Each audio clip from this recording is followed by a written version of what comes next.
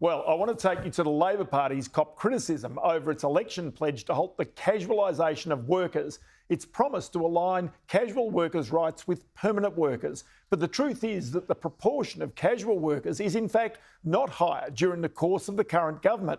Many people willingly work as private contractors, foregoing their rights to paid vacations and employer-paid superannuation. So let's bring in here Andrew McKellar, the Chief Executive of the Australian Chamber of Commerce and Industry, the country's biggest business network. Andrew, many thanks for your time.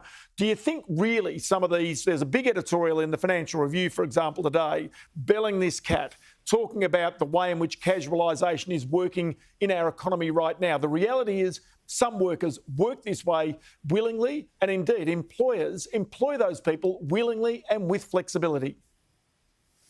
Good afternoon, Ross. Indeed, that's exactly right. I mean, the first thing to note is that we are in a very strong labour market. Unemployment is currently at 4%. So actually job security at the moment is very good. If you want a job, by and large, you can get a job.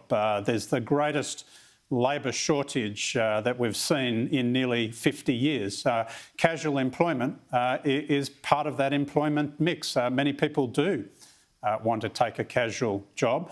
And right now there are protections in place so that if you are a casual employee, after 12 months, you have the right to ask your employer to review your position and consider whether or not it should be made part-time permanent or part-time permanent or full-time permanent. So, look, I think it's a false premise. Yeah, I was going to jump in there and just say the Prime Minister today pledged during the next term of government, if he gets in, he'll create some 1.3 million jobs. Where are the workers going to come from? There's a shortage of workers right now. And surely if those jobs are created, it's only going to add to the wage inflation. The wages bill is going to keep going up. Well, look, I think that's one of the important details in the government's announcement today. Where are those workers going to come from? Yet we have to continue to invest in skills. That's got to be an important part of the equation. We've got to see what the major parties both put forward in that regard. We've got to encourage stronger participation, and I think there's a lot more that can be said on that. And the other thing that the major parties have got to start talking about, and that is the role of immigration. So, look, there's important detail here. If we're going to create that many jobs, exactly, where are they going to come from? But we can't be sending the economy backwards. We can't be curtailing casual employment. It is something that many people do choose to do. They get paid more.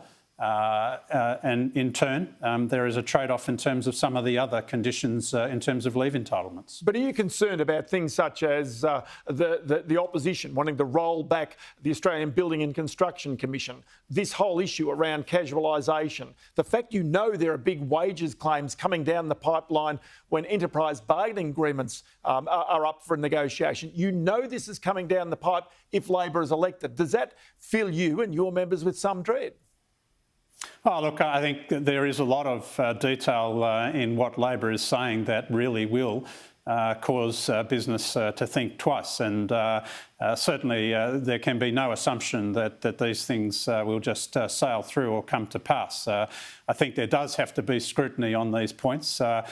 We have to look at where the real reforms that are required in our labour market are going to be.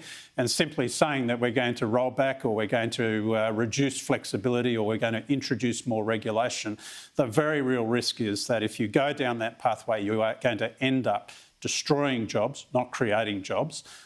We have to have a real debate about what's going to create productivity.